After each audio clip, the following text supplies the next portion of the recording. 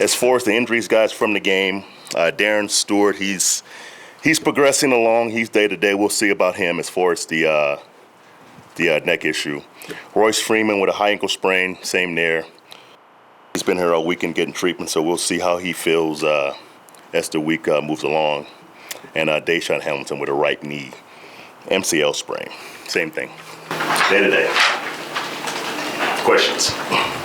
Vince, if Devontae has a bigger role going forward, you seem to be energized by that? Devontae? Yes, I mean he wants to play more, obviously, and right now we've got three good young backs, and he's played more on third downs, but he absolutely wants more opportunities. So, if it happens,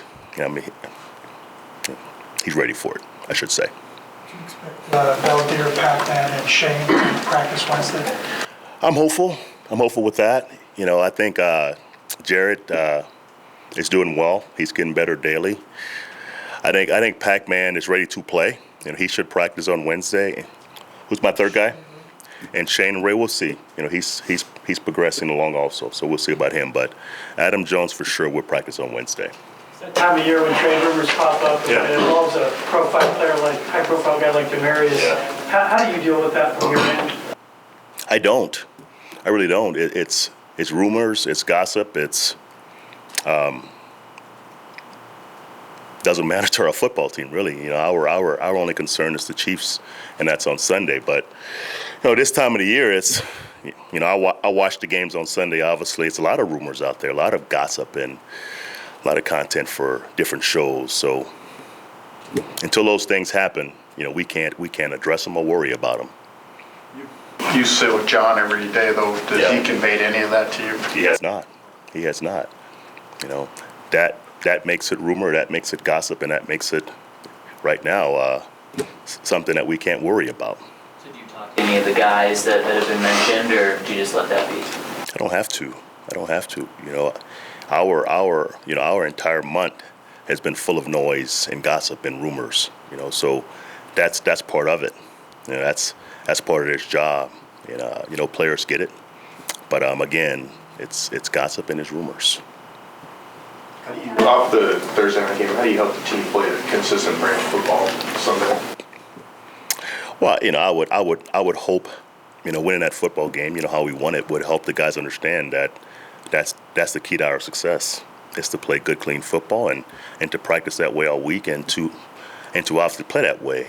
But I think winning helps, especially the young guys understand, how do you prep for NFL games? How do you play for NFL games? That helps when you win. When you don't win those games, it's kind of hard to push your point, on how to win games. But when you win, it does help. So we'll see how we work this week. How do they got it going? I mean, they're scoring 40, 35, 40 plus more. You mean the Chiefs? Chiefs. Yeah. What is it? Is it the quarterback? I mean, we've been through this before. I guess is scheme. I think it's all of it. They've got a quarterback who's hot right now. He's playing at a high level. They've got 4 or 5 weapons that's tough to cover, and I think the running back Kareem Hunt, makes it all go because you can't simply ignore that guy. I mean, our game he made most of the big plays. Honestly, he's a guy that runs downhill. He catches the ball in a pass game, so he's tough out. In both parts of the run and pass. Obviously with Tyreek Hill, he's a super fast guy that's hard to cover vertically. The tight end Kelsey, he's special also as far as matchups with safeties and backers. Sammy Watkins, who's a top 10 pick, he's their 4th option. So they've got some players, right? So, and obviously the scheme with Coach Reed. It's a complicated scheme. It's different with every personnel group. If you see him in 2 back, it looks like NFL football. You see him with 2 tight ends, it looks like NFL football. But once he goes to three wide receivers, 1 back, 1 tight, it looks like college football. So it's a combination of good players and good scheme, and players making plays. But again, it's going to be a nice challenge for us. We're looking forward to it. Before game, what did you learn about what physically it takes to match up with him? Is there so much motion before? Chris Harris had to go out and get IVs during the game. Mm-hmm. We've never seen him Yeah. have to do that. Yeah. So what did you learn about maybe the challenge of what it's going to take physically to match up with? It's a lot of moving parts, and you have to have every group ready to play.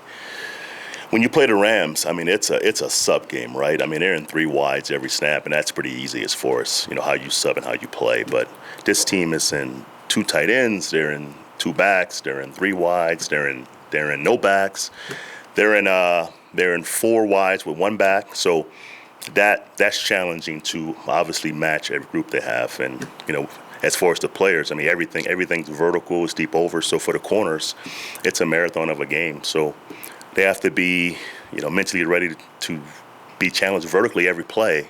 If you're not, they can score 50 points on you. So, but our guys get it. We've played them once, that helps. And we'll go back and see what worked and what didn't work and kind of make the proper adjustments.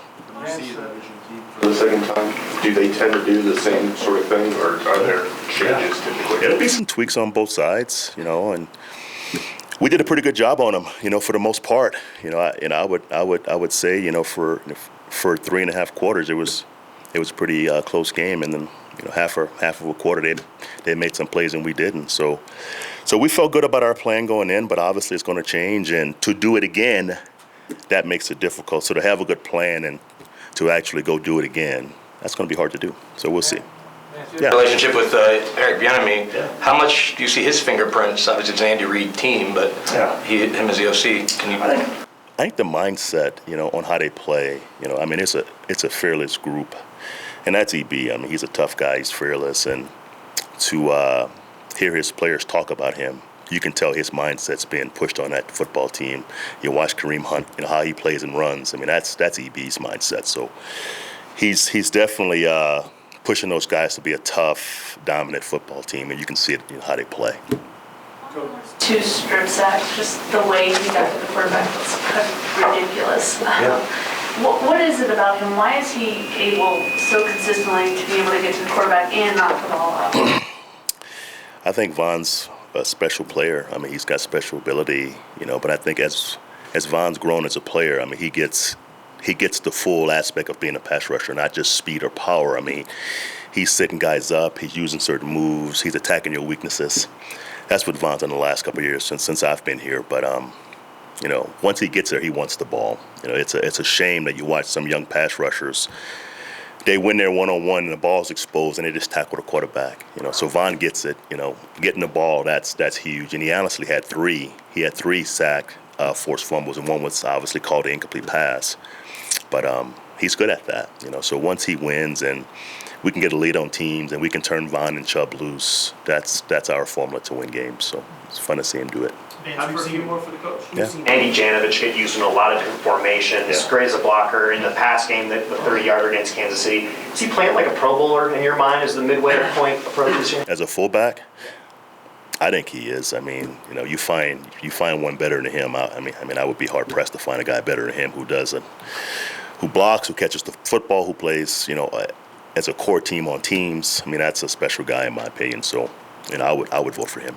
Coach, we're at the middle of the season right now, of the regular season, and you guys are dealing with injuries, etc. If he was pressed into duty, is Chad Kelly ready for regular season action? And as a coaching staff, would you trust him to win a game? Is he ready as far as being pressed in duty because of injury, you're saying?